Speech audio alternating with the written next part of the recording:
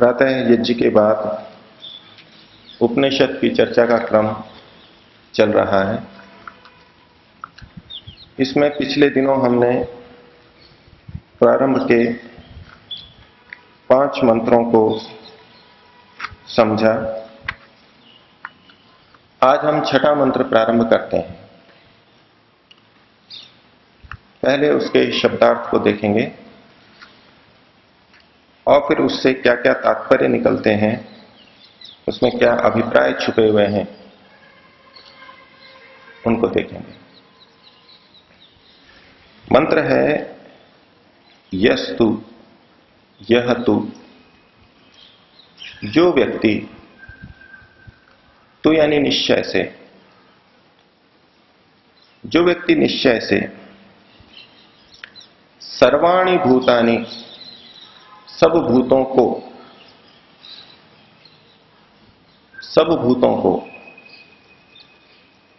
भूत के 2 तरह से अर्थ किए जाते हैं।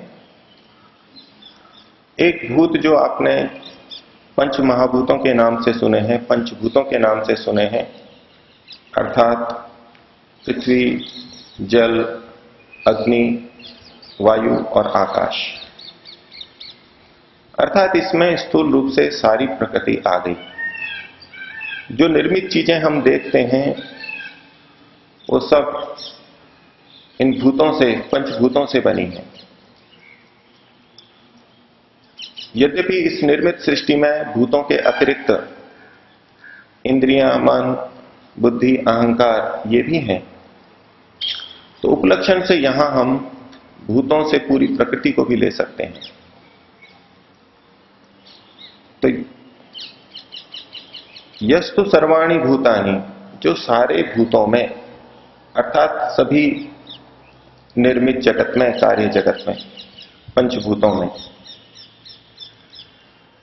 और भूत का दूसरा अर्थ है प्राणी।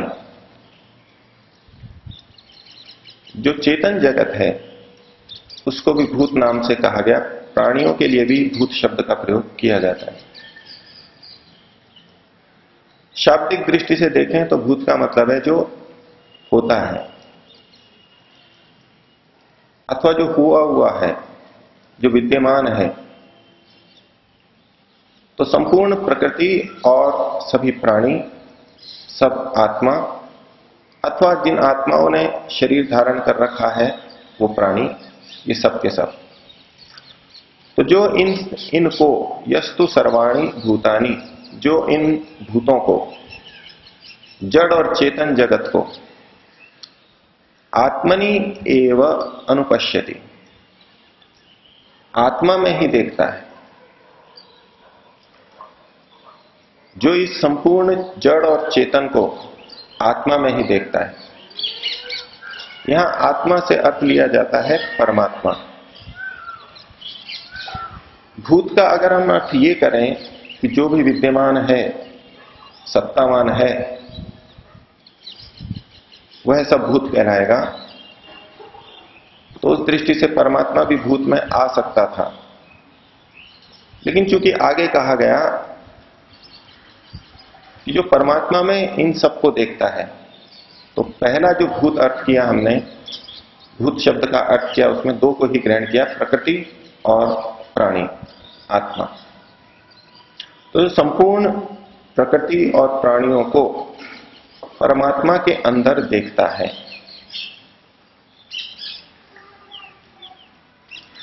आगे कहा गया सर्वभूतेषु चात्मानम्, जो सब भूतों में आत्मा को देखता है, अर्थात संपूर्ण चेतन और जड़ जगत में परमात्मा को देखता है। 2 तरह से बात कही गई। पहले में कहा गया संपूर्ण जगत को जो परमात्मा में देखता है, और दूसरा कहा गया जो संपूर्ण जगत में परमात्मा को देखता है। उसका क्या होता है, ये दृष्टि रखने वाले का क्या होता है, उसको आगे बताया। ततो न विजुगुप्सते, उसके बाद, ततः, फिर, अर्थात ऐसी स्थिति बनाने के बाद में, ऐसी दृष्टि बनाने के बाद में वो व्यक्ति न जुगुप्सते, किसी की निंदा नहीं करता है। जुगुप्सा शब्द शुद्ध हिंदी के अंदर या साहित्यिक हिंदी के अंदर घृणा अर्थ में भी आता है। किसी वस्तु के प्रति जुगुप्सा हो जाए, घृणा हो जाए, घृणा आ जाए। घृणा का मतलब है घृणा आ जाए। घृणा के दूसरे भी अर्थ हैं, उसकी चर्चा मैं आगे रखूंगा। या जुगुप्सते का एक अर्थ निंदा करना है। तो जो संपूर्ण संसार को, जड़ और चेतन को परमात्मा में देखता है और जो इन सब में परमात्मा को देखता है, वो फिर निंदा नहीं करता। एक छोटी सी दृष्टि की बात कही गई, इतना देखने मात्र से वो फिर किसी की निंदा नहीं करता। निंदा किसे कहते हैं? सामान्यतः हम जो अर्थ लेते हैं वो है कि किसी के गुण में त्रुटि देखना, किसी अच्छे व्यक्ति पर दोषारोपण करना, ये उसकी निंदा है। दूसरा अर्थ हम लेते हैं कि कोई गलत व्यक्ति है, दोष है उसमें, लेकिन उसके बारे में जब हम दूसरों को बोलते हैं तभी हम कहते हैं कि ये व्यक्ति उसकी निंदा कर रहा है। अर्थात गुण हो और उसमें दोष देखे जाए और दूसरों को कहा जाए, ये निंदा। और दोष हो उसको कहा जाए तो भी हम निंदा कहते हैं। लेकिन इस शब्द को हमें समझना हो तो महर्षि दयानंद की ऋषि दृष्टि से देखें तो अर्थ कुछ और है। स्वामी दयानंद जी ने निंदा और स्तुति इन शब्दों की व्याख्या की है। उनका भाव है कि गुण में दोष देखना अथवा कहना और दोष में गुण देखना या उसको कहना, ये निंदा कहलाता है। अर्थात जो चीज जैसी है उसको वैसा ना कहना, वैसा ना मानना, ये उस वस्तु की निंदा होगी। जो चीज जैसी है उसको वैसा न कहना या मानना उस वस्तु की निंदा हो गई। इस दृष्टि से हम निंदा की पिछली हमारी लौकिक व्याख्याओं को देखें तो पहली व्याख्या, पहले अर्थ में निंदा शब्द का प्रयोग करना तो ठीक है कि गुणों में दोष को देखना, ये तो गलत है ही और इसको निंदा कह सकते हैं। लेकिन दूसरे अर्थ में जो निंदा शब्द हमारे द्वारा प्रयोग किया जाता है कि किसी के दोषों को दूसरों को कहना, दोष हैं और दोषों को ही कहा जा रहा है, इसको भी हम निंदा कहते हैं। लेकिन महर्षि दयानंद की दृष्टि से देखें तो दोषों को दोष कहना ये निंदा नहीं कहलाएगी। जो दोष हैं उनको दोष कहना ये उसकी निंदा नहीं है। और स्वामी जी की स्तुति की व्याख्या देखें तो उसकी दृष्टि से जो निंदित है, जो दोष है, उसको दोष कहना उसकी स्तुति करना है। स्तुति का भी हम सामान्य अर्थ लेते हैं प्रशंसा करना। गुणों की प्रशंसा को भी हम स्तुति कह देते हैं और दोष होते हुए भी प्रशंसा करना, इसको भी स्तुति कह देते हैं। लेकिन महर्षि ने वहां स्तुति की भी व्याख्या इसी तरह की कि गुणों को गुण कहना और दोषों को दोष कहना ये स्तुति ही कहलाएगा। हम इन निंदा के संदर्भ में देखें कि जो परमात्मा में सब प्राणियों को देख रहा है और सब प्राणियों में परमात्मा को देख रहा है, वो निंदा करना छोड़ देता है, फिर वो निंदा नहीं करता। क्या तात्पर्य है? सब में परमात्मा को देखने से निंदा करना कैसे छूट जाएगा? निंदा कौन करता है? किसी वस्तु की निंदा कौन करता है? या तो हम गुण में भी जब दोष देखते हैं तो ईर्ष्या द्वेष से प्रेरित होते हैं, दूसरे की हानि करने के इच्छुक होते हैं, तो हम निंदा करते हैं। अथवा जो व्यक्ति किसी वस्तु के गुण धर्मों को नहीं जानता तो भी निंदा कर देता है। तो कौन अधिक श्रेष्ठ है, कौन अधिक ग्राह्य है? तो इस संसार की अपेक्षा परमात्मा को अधिक ग्राह्य मानेगा, अधिक ग्राह्य स्वीकार करेगा, जैसा कि हमारे ऋषियों ने किया। इस संसार के दो उद्देश्य हैं, दो प्रयोजन हैं। भोगापवर्गार्थम दृश्यम, ये संसार भोग के लिए भी है और अपवर्ग के लिए भी है। जो व्यक्ति इन दोनों दृष्टियों से इस संसार को देख रहा है और इसका उपयोग कर रहा है, वो तो ठीक तरह से इसकी स्तुति कर रहा है। लेकिन भौतिकवादी इसको केवल भोग के लिए मान रहा है, अपवर्ग के लिए नहीं मान रहा है। इसका मतलब है वो इस वस्तु की यानी प्रकृति की महत्ता को पूरी तरह नहीं समझा है, आधे ही अर्थों में समझा है। और आधे अर्थों में समझा है तो वो एक तरह से इसकी निंदा ही कर रहा है। वो कह रहा है कि इससे केवल भोग प्राप्त किए जा सकते हैं और कोई ऊंची चीज नहीं प्राप्त की जा सकती,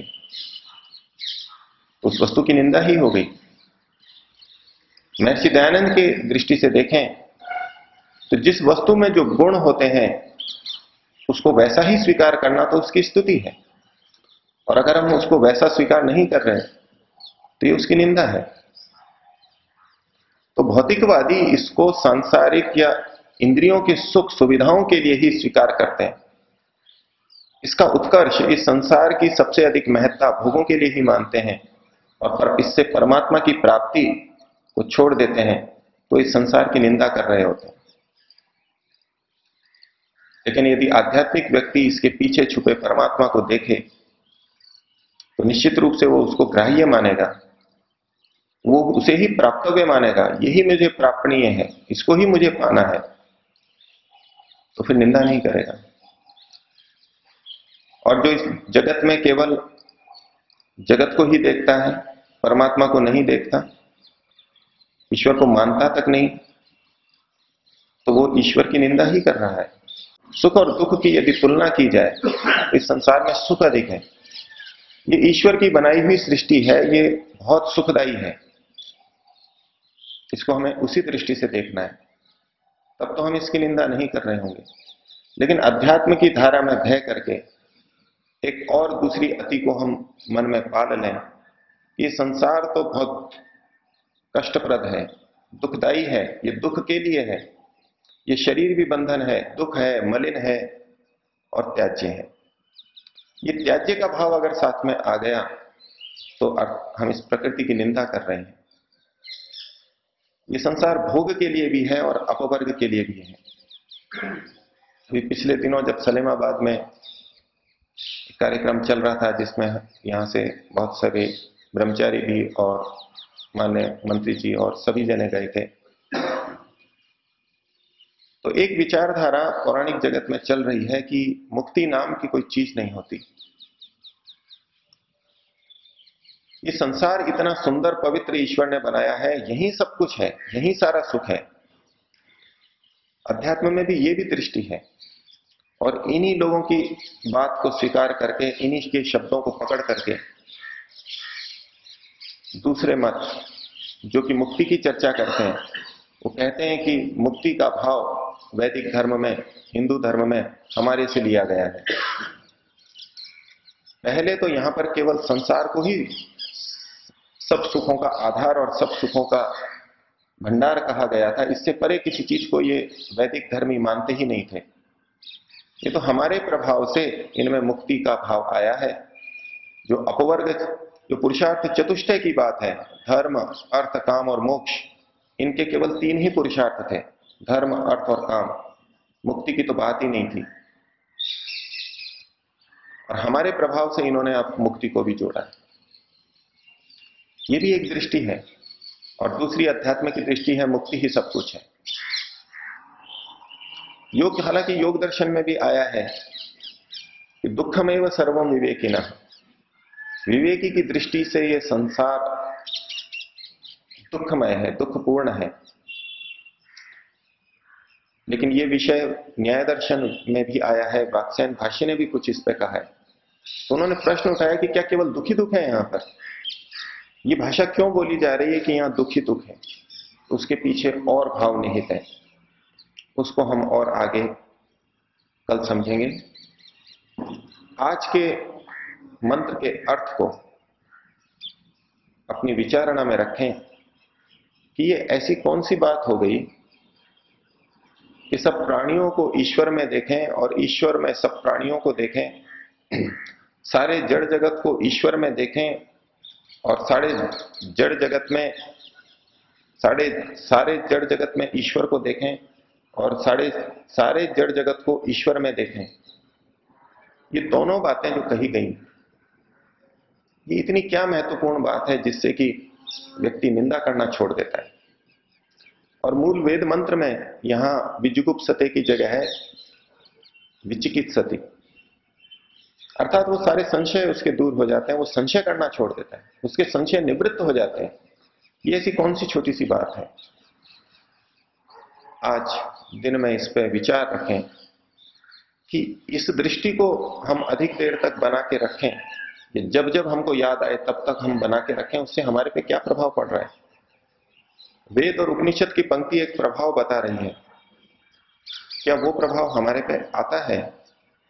अपना अपना अनुभव देखें और ये प्रभाव क्यों पड़ रहा है, इस पर भी विचार करें।